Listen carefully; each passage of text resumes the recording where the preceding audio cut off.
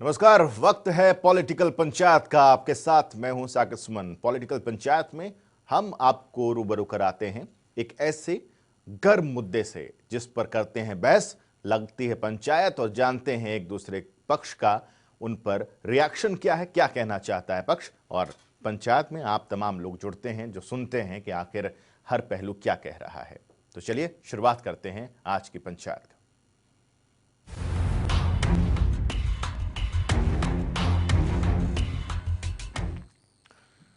पंचायत में आज बात गठबंधन सरकार की होगी। गठबंधन सरकार में एक तरफ एक पक्ष कहता है कि वही चुनाव में अपने उम्मीदवार लेकर के चल रहा है, दूसरा पक्ष ये कहता है कि 1 और 1 11 हो जाते हैं। आखिर इन दोनों पक्ष के बीच ये जो फासला बढ़ रहा है इसे क्या कहेंगे, या फिर ये जो दोनों पक्ष अलग अलग तरीके से बयान दे रहे हैं ये क्या एहसास कराता है। चलिए इस रिपोर्ट के जरिए देखते हैं, सुनते हैं, समझते हैं और तब तक पंचायत में और लोग भी जुड़ जाएंगे और उनसे भी हम चर्चा करेंगे। बीजेपी को लेके आएंगे। उम्मीदवार तो हमारी भारतीय जनता पार्टी का ही होगा। स्वाभाविक रूप से एक वो कहूँगा कि मैं हक है। निश्चित तौर पर हम चुनाव जीतेंगे। दोनों का गणित जोड़े तो 1 और 1 11 बैठता है। पार्टी हाईकमान निर्णय करती है। एक तरफ तो हो रहा महज एक ही पार्टी की जीत का दावा, तो दूसरी तरफ हो रहा 1 और 1 11। जननायक जनता पार्टी को जो वोट मिले थे और भारतीय जनता पार्टी को जो वोट मिले लगभग 37-38 हज़ार के आसपास, अगर दोनों का गणित जोड़े तो 1 और 1 11 बैठता है। तो ये 11 जो है ये इस बार इस विधानसभा के उपचुनाव में गठबंधन की जीत है। आज तो कयास नहीं, आज तो आभास सा हो रहा है, क्योंकि एक तरफ तमाम बीजेपी के मंत्री और बड़े नेता बड़ौदा उपचुनाव में बीजेपी की उम्मीदवारी का दावा कर रहे हैं, साथ मिलकर उपचुनाव लड़ने की बात हो रही है। लेकिन जब बात प्रत्याशी पर आ जाए तो गले से अपने ही दल की दावेदारी निकलती है और दूसरी तरफ सिर्फ हाथ मिलाकर साथ चलने की आशाएं हैं। पीछे हो यार। ऊपर भी बीजेपी, हरियाणा में भी बीजेपी, और यहाँ पर अगर वो नहीं तो इनके लिए कौन आवाज उठाएगा। अभी इनके पास मौका है 4 साल काम लेने का। डेफिनेटली बीजेपी को लेके आएंगे। सुना आपने राज्य मंत्री संदीप सिंह का ये बयान, जो कह रहे हैं कि बड़ौदा उपचुनाव में बीजेपी का ही उम्मीदवार होना तय है। और तो और जरा ओपी धनखड़ को भी सुन लीजिए, जो कह रहे हैं बीजेपी का उम्मीदवार ही होना स्वाभाविक है। इस सीट पर भारतीय जनता पार्टी का स्वाभाविक रूप से एक वो कहूँगा कि मैं हक है। भारतीय जनता पार्टी चुनाव लड़ेगी। लेकिन जब बीजेपी नेताओं की प्रतिक्रियाओं का दौर शुरू हुआ तो जेजेपी की तरफ से भी बयान आया। जेजेपी की तरफ से अजय चौटाला ने बयान दिया और कहा कि किसी के कहने से कुछ नहीं होता, हाईकमान को फैसला करना है। सबको अधिकार है, कोई आए मिले। नहीं, जब बीजेपी का समझौता है आपकी पार्टी के साथ और वो खुद ये कह रहे हैं कि इस सीट पर बीजेपी का किसी के कहने से नहीं, पार्टी हाईकमान निर्णय करती है। जेजेपी संरक्षक अजय चौटाला के इसी बयान में दिखी थी खलबली, तभी तो वो कुछ भी ना कहते हुए बहुत कुछ कह गए कि किसी के कहने से कुछ नहीं होता। चौटाला साहब, अगर कहने से कुछ नहीं होता तो आप अपनी उम्मीदवार का दावा क्यों नहीं करते? अगर कहने से कुछ नहीं होता तो फिर बोलिए ना खुलकर कि प्रत्याशी जेजेपी का होगा। आप सिर्फ 1 और 1 11 की नीति पर क्यों चल रहे हो? जननायक जनता पार्टी को जो वोट मिले थे और भारतीय जनता पार्टी को जो वोट मिले लगभग 37-38 हज़ार के आसपास, अगर दोनों का गणित जोड़े तो 1 और 1 11 बैठता है। तो ये 11 जो है ये इस बार इस विधानसभा के उपचुनाव में गठबंधन की जीत है। एक तरफ तो दावे ही दावे हैं, दूसरी तरफ सिर्फ कंधे से कंधा मिलाकर साथ चलने की बात है। तो बताइए इसे क्या कहें?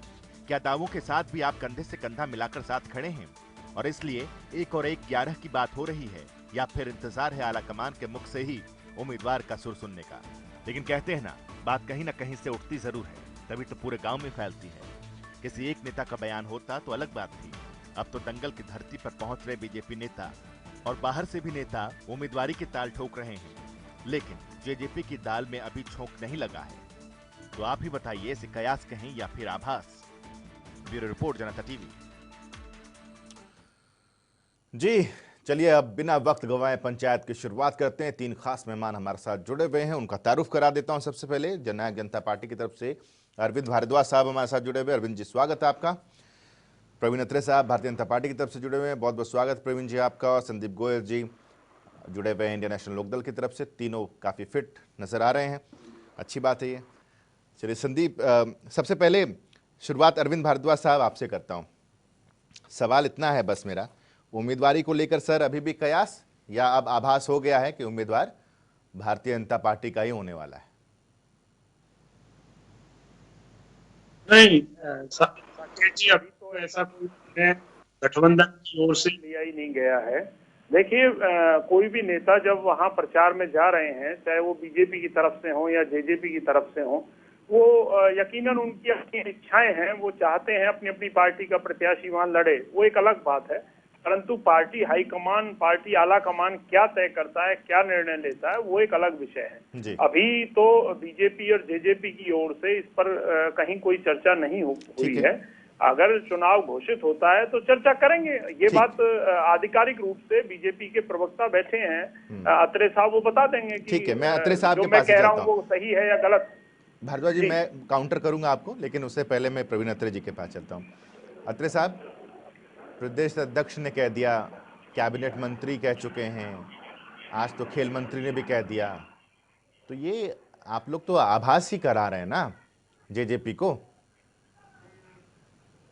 है कि गठबंधन की सरकार प्रदेश में है, भारतीय जनता पार्टी और जेजेपी मिलकर सरकार चला रहे हैं जी, और दोनों के शीर्ष नेतृत्व ने ये फैसला किया कि बड़ौदा उपचुनाव दोनों दल मिलकर लड़ेंगे जी। उम्मीदवार के बारे में अभी कोई निर्णय हुआ नहीं है। जब उम्मीदवार का निर्णय होगा वो भी आपके सामने आएगा, जनता के सामने आएगा।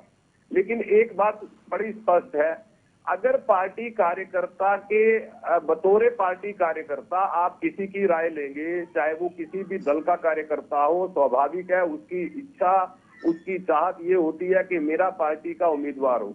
मैं बतौर प्रवक्ता वो बात कर रहा हूँ जो पार्टी की तरफ से अभी तक निर्णय हुए हैं। अगर बतौर कार्यकर्ता आप मेरे से सवाल पूछोगे तो मेरी इच्छा भी यही है कि उम्मीदवार भारतीय जनता पार्टी का हो। ठीक है, लेकिन फैसला अभी दोनों दलों के शीर्ष नेतृत्व को करना है। जब फैसला हो जाएगा आपके सामने आ जाएगा। ठीक है, बिल्कुल आएगा।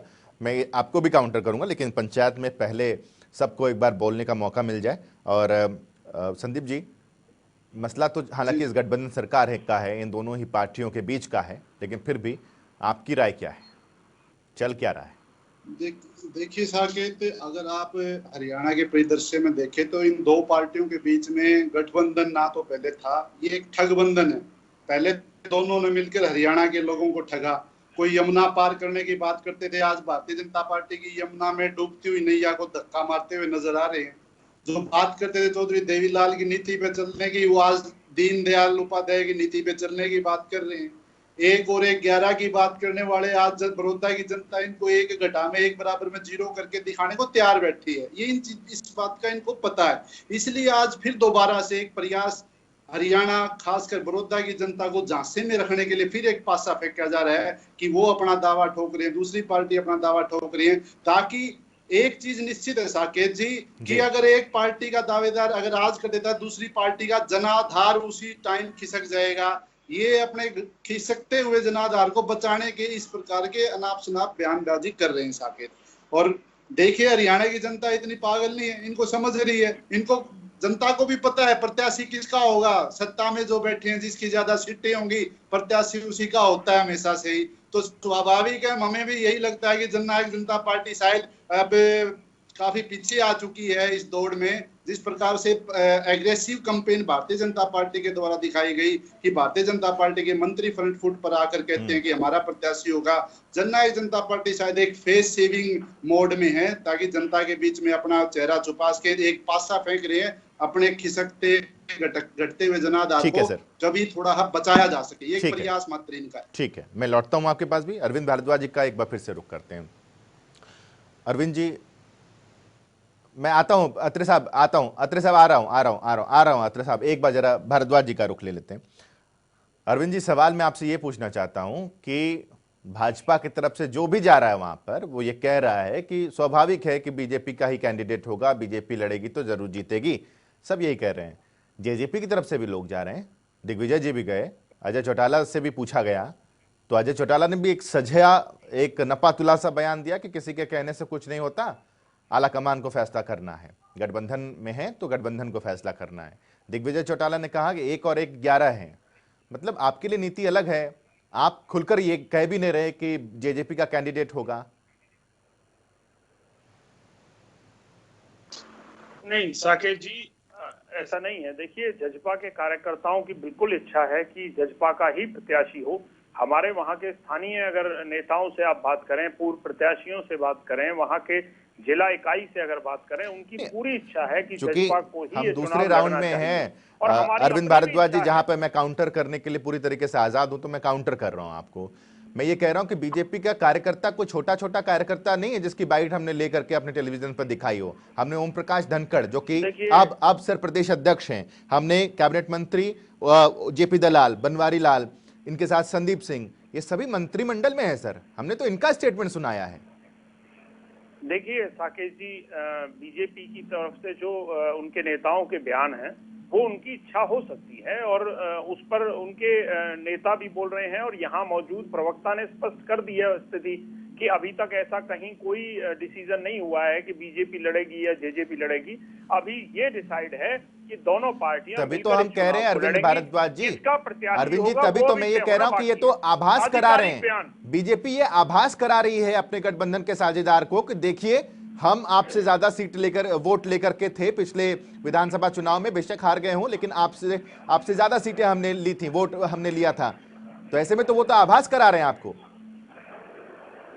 बिल्कुल आभास कराना भी चाहिए, इसमें कोई दो राय नहीं है। अपनी उम्मीदवारी, अपनी दावेदारी सभी को दर्शानी चाहिए। हम भी यही दावेदारी दिखाते हैं।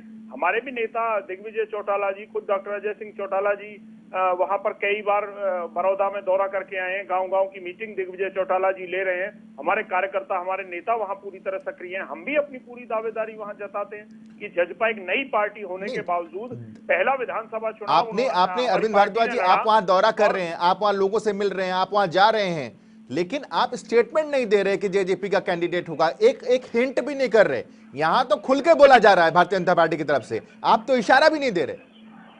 देखिए, हम वही बोल रहे हैं जो सच्चाई है या जो होने जा रहा है। होने ये जा रहा है कि दोनों पार्टियां मिलकर इस चुनाव को लड़ेंगी। अब बीजेपी से कैंडिडेट होगा, जेजेपी से होगा, ये अभी डिसाइड नहीं है। चाहे तो आप बीजेपी के आधिकारिक प्रवक्ता बैठे हैं, उनसे जान लीजिए कि मैं सच कह रहा हूं या झूठ कह रहा हूं। सच कह रहे हैं, ऐसा नहीं है। दूसरा सच कह रहे हैं। इनेलो के अभी मेरे साथी बोल रहे थे कि इनका जनाधार खिसक गया है, ये खत्म हो चुके हैं, 1+1 होता है। ये जींद का जो बाई इलेक्शन था तब भी इसी तरह की बात बोला करते थे।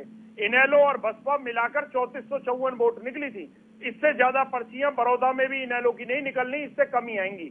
तो इसीलिए मेरा इनको तो ये सुझाव है कि भाई साहब अपने संगठन पे ध्यान दीजिए।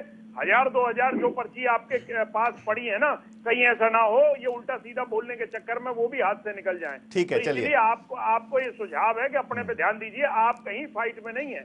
आप आज हरियाणा प्रदेश में सिर्फ 1.5% वोट लिया आपने, जो 30-35 साल पुरानी, 40 साल पुरानी पार्टी है, उसकी आज ये हालत कर दी आपने कि 1.5% वोट रह गया हरियाणा में आपका। ठीक है, एक एक करके बोलेंगे, एक एक करके बोल लेते हैं, एक एक करके बोल लेते हैं, एक एक करके बोल लेते हैं। ठीक है, संदीप जी एक बार सुन लीजिए, संदीप जी एक बार सुन लीजिए, फिर आपके पास आता हूँ, फिर आपको पूरा मौका देंगे। संदीप जी पूरा मौका मिलेगा आपको।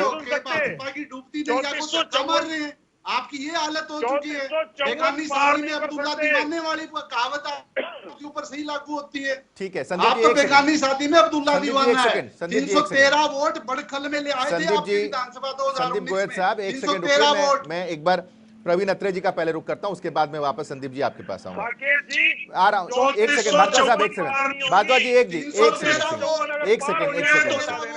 भारद्वाज जी, एक सेकंड मैं एक बार प्रवीण अत्रे जी का रुक करता हूं। प्रवीण जी सवाल आपसे ये है, प्रवीण अत्रे जी सवाल आपसे मैं ये करना चाहता हूं कि आपने भी कहा कि दोनों ही पार्टियों के कार्यकर्ताओं का ऐसा मन है कि उन्हीं का कैंडिडेट हो। ठीक है, ठीक है अरविंद जी, एक सेकंड, संदीप जी एक सेकंड, आ रहा हूं, मैं लौट रहा हूं आपके पास। ये एक सवाल मैं प्रवीण अत्रे जी से कर लूं, उसके बाद आता हूं। अब अत्रे साहब, अब मैं अगर ये देखूं कि बयानात किसकी तरफ से दिया जा रहा है, उन बयानात का वेटेज क्या है। अगर बड़ौदा के कार्यकर्ता बोल रहे होते तो उसका वेटेज कुछ और होता। प्रदेश अध्यक्ष अगर कहते हैं, हालांकि उस समय वो प्रदेश अध्यक्ष बने नहीं थे, 1-2 दिन पहले उन्होंने स्टेटमेंट दिया था। इसके अलावा कैबिनेट मिनिस्टर आपके स्टेटमेंट दे रहे हैं, लगातार वो खुल के कह रहे हैं। हम उनको कार्यकर्ता के तौर पर, अब आप ये कहेंगे कि जी उनको कंसिडर कीजिए एज अ कार्यकर्ता, तो वो पॉसिबल नहीं है ना सर। नहीं, देखिए साकेत, ऐसा है, पहली चीज तो ये है कि मैंने ये नहीं कहा था कि दोनों पार्टी के कार्यकर्ता, मैंने कहा था कोई भी राजनीतिक दल हो उसका कार्यकर्ता ऐसा ही चाहता है, पहली बात।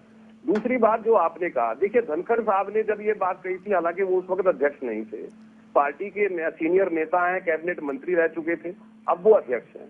संदीप सिंह जी जो है वो कैबिनेट में मंत्री हैं, मैं इस बात से इनकार नहीं करता। मैं ये कह रहा हूँ कि जो भी कार्यकर्ता, चाहे वो बड़ा कार्यकर्ता है, चाहे वो छोटी जिम्मेवारी निभा रहा है, चाहे वो सामान्य कार्यकर्ता है, हर कार्यकर्ता भारतीय जनता पार्टी का यही चाहता है कि उम्मीदवार भारतीय जनता पार्टी का हो। प्रवीण अत्री साहब, क्या पार्टी ने कोई गाइडलाइन जारी नहीं किया है? पार्टी ने कोई गाइडलाइन नहीं दिया है कि इस बारे में कोई बात मत कीजिए अभी? नहीं, ऐसा कोई नहीं है। देखिए ये बात तो दोनों पार्टियों की तरफ से मीडिया में स्पष्ट कर दी गई थी कि दोनों दल मिलकर चुनाव लड़ेंगे। अभी तक जो निर्णय हुआ है दोनों दलों में वो ये है। नहीं तो उम्मीदवारी को लेकर के तस्वीर क्यों नहीं, एक गाइडलाइन उम्मीदवारी को लेकर के क्यों नहीं जारी कर दिया जाता, ताकि इस तरह की सिचुएशन ही ना बने? नहीं, साकेत ऐसा है कि जब भी कोई उम्मीदवारी की दावेदारी होती है उसमें इक्वेशन, समीकरण, परिस्थितियां, उन सबको देखा जाता है। बतौर कार्यकर्ता भारतीय जनता पार्टी मैं भी ये देखता हूं कि अगर पिछले चुनाव में मिले मतों का हित को देखा जाए तो दावेदारी भारतीय जनता पार्टी की बनती है। अगर पूरे प्रदेश में एक चीज मैं और समझना चाहता हूं आपसे, एक चीज मैं समझना चाहता हूं कि यहाँ तो हम जेजेपी को ज्यादा मैच्योर तरीके से देख रहे हैं ना। जेजेपी को पता है कि वो गठबंधन में है, वो मैच्योर तरीके से बयान दे रहे हैं, उनका कहना है कि गठबंधन को ये फैसला करना है। लेकिन यहाँ भारतीय जनता पार्टी के वरिष्ठ और वरिष्ठतम नेता जब वहां पहुंच रहे हैं तो वो ये कह रहे हैं कि स्वाभाविक है कि बीजेपी का कैंडिडेट होगा। देखिए मैं वही कह रहा हूँ कि हर पार्टी जो है, हर पार्टी के कार्यकर्ता की इच्छा होती है, वो अपनी इच्छा को किस तरह से प्रकट करता है वो उस पर निर्भर करता है। मैं तो खुद को एग्जाम्पल दे के बात कर रहा हूँ कि मैं ये बात मानता हूँ, अगर कार्यकर्ता के बतौर मुझसे बात की जाए कि पिछले चुनाव में मिले वोट जो है और अगर प्रदेश में मिली सीटें जो है, देखिए दोनों दल गठबंधन में है, एक बड़ा भाई है, दूसरा छोटा भाई है आज की स्थिति में, और उस तरह से अगर देखें तो मेरी इच्छा भी यही है कि कैंडिडेट भारतीय जनता पार्टी का होना चाहिए। लेकिन निर्णय करना है दोनों दलों के शीर्ष नेताओं ने आपस में बैठ के, वो जो निर्णय करेंगे वो स्पष्ट हो जाएगा। लेकिन एक बात जरूर कहूंगा, देखिए कई बार हो ये रहा है कि जब हम चर्चा करते हैं तो वो चर्चा जो है द्वेष भाव में चली जाती है, या यूं कह लीजिए पूर्वाग्रस्त हो जाती है। जिस तरह से आईएनएलडी के प्रवक्ता, हालांकि मुझे नहीं पता क्यों पूर्वाग्रह से ग्रस्त होकर बात करते हैं। आप कहते हैं चौधरी देवीलाल जी की विचारधारा, अब आप लाछन लगाते हैं कि साहब आप दीनदयाल जी की विचारधारा से प्रेरित हो गए, लेकिन आप इतिहास देखते नहीं है। साहब चौधरी देवीलाल जी ने भी दीनदयाल जी की विचारधारा को सम्मान दिया, चाहे 1977 की बात करें, 1987 की बात करें, 2000 की बात करें, उन्होंने भी दीनदयाल जी की विचारधारा को सम्मान दिया। अच्छा, तो आप इस तरह से पूर्वाग्रह से ग्रस्त होकर छोटी बातें क्यों करते हैं? क्या बीजेपी इस तरह की तरफ क्यों देते हैं? क्या बीजेपी बिहाइंड द कर्टन दबाव बनाने की कोशिश कर रही है जेजेपी पर इस तरह के बयान देकर? देखिए साकेत ऐसा है, ये बिहाइंड द कर्टन जो शब्द है, हालांकि राजनीति में जब विश्लेषण होता है तो इस तरह के शब्दों का प्रयोग होता है, लेकिन मुझे लगता है कि यहाँ पे इस शब्द का प्रयोग करने की कोई आवश्यकता नहीं है। दोनों दल आपस में बैठेंगे, नेता बैठेंगे और वो आपस में बैठ के इन चीजों का फैसला करेंगे। तो बिहाइंड द कर्टन शब्द मुझे नहीं लगता उचित है। क्या आपको नहीं लगता प्रवीण अत्री जी की इस तरह का स्टेटमेंट जब आ रहा है बीजेपी के नेताओं की तरफ से, बीजेपी के मंत्रियों की तरफ से, जब इस तरह के बयान आ रहे हैं तो वो जेजेपी के पॉलिटिशियंस को अनकंफर्टेबल जोन में डाल रहे हैं? क्योंकि लगातार जर्नलिस्ट ये सवाल उनसे कर रहे हैं, जो भी वहां जा रहा है, कि बीजेपी ये कह रही है कि उम्मीदवार उसका होगा, आपका क्या कहना है? तो वो उनको अनकंफर्टेबल जोन में डाल रही है। आपको नहीं लगता कि ये अननेसेसरी चीजें हो रही हैं? नहीं, अनकंफर्टेबल जोन वाली बात नहीं है। मैंने दिग्विजय सिंह चौटाला को जब एक पत्रकार ने ये सवाल पूछा था, उनका जवाब मैंने खुद सुना है सोशल मीडिया पे। ऐसा नहीं है, कोई अनकंफर्टेबल जोन में नहीं है, क्योंकि हर नेता अपने विचार रखता है और विचार रखने के लिए स्वतंत्र है, और विचार वो अपनी पार्टी की विचारधारा के अनुरूप ही रखता है, कोई भी उस विचारधारा से बाहर नहीं जाता। तो ऐसा नहीं हम कह सकते, लेकिन हमें ये भी मानना पड़ेगा जब चुनाव की बात हो और इस तरह की परिस्थितियां हो तो हर कार्यकर्ता अपनी इच्छा प्रकट करता है, चाहे वो पॉलिटिकल प्लेटफॉर्म हो, चाहे वो मीडिया हो, चाहे वो सोशल मीडिया हो। ठीक है, हर एक कोई अपनी इच्छा को संदीप जी के पास चलते हैं। संदीप जी के पास चलते हैं। संदीप जी, एक रिक्वेस्ट है आप तीनों से, चूंकि आप लोग स्काइप के थ्रू जुड़े हुए हैं, तो एक साथ जब दो लोग बोलने लग जाते हैं तो टेक्निकल फॉल्ट भी होने लग जाता है और आवाज भी हम सुन नहीं पाते, ब्रेकेज हो जाती है। इसलिए गुजारिश भी है कि एक एक करके हम लोग बात करें। संदीप जी, अब आप अपनी बात रखिए।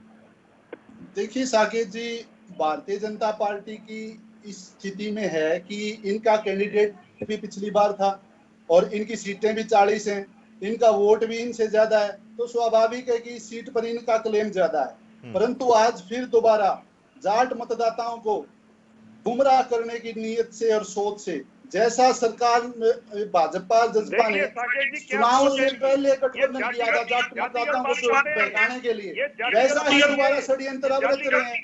अब ये क्योंकि हम 52% अब इसको चुप करिए, ये भारद्वाज जी को चुप करिए साकेत जी। अच्छा अरविंद जी आपके पास तुरंत वापस आ रहा हूँ, अरविंद जी आपके पास आ रहा हूँ, तुरंत आ रहा हूँ अरविंद जी, अरविंद जी प्लीज खत्म, अरविंद जी प्लीज एक बार सुन लेते हैं, एक बार सुन लेते हैं, तुरंत आ रहा हूँ, सुन लेते हैं, तुरंत आ रहा हूँ आपके पास, आप ही के पास आ रहा हूँ, संदीप जी को सुन लेते हैं, उसके बाद आपके पास आ रहा हूँ। आप चुप रहिए, बीच में मैंने डिस्टर्ब ठीक है संदीप जी बोलिए, बोले संदीप जी बोलिए, बीच में थोड़ा सुनने का मौका रखिए। संदीप जी बोलिए, आपने जो ठगी की थी हरियाणा की जनता के साथ, अब वो उसका उत्तर आपने देना है। संदीप जी बीच में आप जाएंगे, जो वहां के जाट मतदाताओं को गुमराह करने के लिए एक दावा जरूर ठोका जा रहा है कि जननायक जनता पार्टी अपना उम्मीदवार देगी ताकि वोट फिर डिवाइड हो, उसी प्रकार की साजिश के तहत। अदरवाइज किसी भी आम आदमी से पूछा जा सके, वो यही बात कहेगा, सीट जिसकी ज्यादा है, वोट जिसके ज्यादा थे, सरकार में मुख्यमंत्री किसका है, बड़ा संगठन किसका है। संदीप जी अब मैं रोक रहा हूँ, जरा अरविंद भारद्वाज जी के पास चलते हैं, उसके बाद प्रवीण जी आपके पास आ रहा हूँ। अरविंद भारद्वाज जी, एक तो संदीप जी का जवाब भी दे दीजिए, और दूसरी चीज मैं ये भी जानना चाहता हूं कि विपक्ष की तरफ से ये आरोप लग रहा है कि डिप्टी सीएम के पास जितने महकमे हैं, आखिर उन्हीं महकमों में घोटाला क्यों हो रहा है। थोड़ा सा इसका भी जवाब चाहूंगा, और ये वाला जो आप जवाब देना चाह रहे हैं वो भी दे दीजिए। साकेत जी, दुष्यंत चौटाला जी के पास 11 महकमे हैं, उनमें से एक महकमे कोई एक घोटाला हो तो बताएं, साबित करके दिखाएं। अगर जांच की जा रही है तो ये हमारी अपनी इच्छा से दुष्यंत चौटाला जी खुद चाहते हैं कि किसी तरह से कोई भी ऐसा रास्ता ना हो जिससे कोई भी अधिकारी कोई भी गलत तरीके से कोई काम कर सके, इसीलिए वो जांच करा रहे हैं और अच्छे रास्ते बनाना चाहते हैं, अच्छे तरीके से अपने मंत्रालयों में काम करना चाहते हैं। इससे ज्यादा कुछ नहीं है। कोई एक भी घोटाला हमारे समय में हुआ हो तो बता दें। अगर कोई साबित ये वालों की दिक्कत ये है, आपको लगता है करने में घोटाला कितने करोगे, ये उसी मानसिकता के तहत सिर्फ और सिर्फ दुष्यंत चौटाला जी को टारगेट करते हैं। आपका घोटाला, शराब का घोटाला पूरा हरियाणा में सर्वविदित है, पूरे हरियाणा में विदित है। शराब का घोटाला, अब अधिकारी कर्मचारी आरोप लगाते हैं, पैसे ऊपर तक देने होते हैं। 9 महकमों में घोटाले, रजिस्ट्री में घोटाला, गुड़गांव के अंदर जमीन प्रॉपर्टी खरीदने रजिस्ट्री घोटाला हुआ, सोना में हुआ, हर जगह कर रहे हो। आप कैसे कह सकते हो कि आप नहीं कर रहे, आपकी उसमें मंत्रालय में घोटाला नहीं है। फूड सप्लाई डिपार्टमेंट के अंतर्गत घोटाला करो ना, आपका नंबर आएगा। साकेत जी, मैं रिक्वेस्ट करता हूं, भाई साहब इनको नंबर दे दीजिएगा, ये दूसरों के बीच में बार बार बोलते हैं, इन्हें नंबर देना जरूर। देखिए कोई एक अब पता चला होगा भारद्वाज जी, अब आपको डिस्टर्ब हुए, पता चला ना, आपको अकेले को राइट नहीं है, आप दूसरे को डिस्टर्ब करें। अब पता चला ना डिस्टर्बेंस क्या होती है, जब उस खुद के ऊपर आती है तब पता चलता है। ऐसे ही लोकतंत्र में मतदाता अब आपके पीछे पड़ा हुआ है। आपने जो ठगी की, अब उसका जवाब देना है। आपको रिएक्शन आ रही है, जो जनता समझ रही है। आपके अंदर हताशा है, ये हताशा की बातें आप बोल रहे हो। आप अब एक निराशा के अंदर जा चुके हो, आपने घोटाले इतने कर दिए, जनता के बीच में जाओगे कैसे आप लोग। चलिए जिनका सुपड़ा ठीक है, लगातार आप लोगों ने अपनी बात रखी, पॉलिटिकल पंचायत में आप लोग जुड़े, आप तीनों का बहुत बहुत शुक्रिया हमारे साथ पॉलिटिकल पंचायत में जुड़ने के लिए, बहुत बहुत शुक्रिया आपका। तो आज के पॉलिटिकल पंचायत में तीनों ही राजनीतिक दलों के लोगों ने अपनी अपनी बातें रखी। आपको अब समझना है, क्योंकि पंच आप ही हैं, तय आप ही को करना है कि कौन सही बोल रहा है, कौन गलत बोल रहा है। आज के इस पंचायत में बस इतना ही, छोटा सा ब्रेक ले रहे हैं, खबरों का सिलसिला लगातार जारी रहेगा।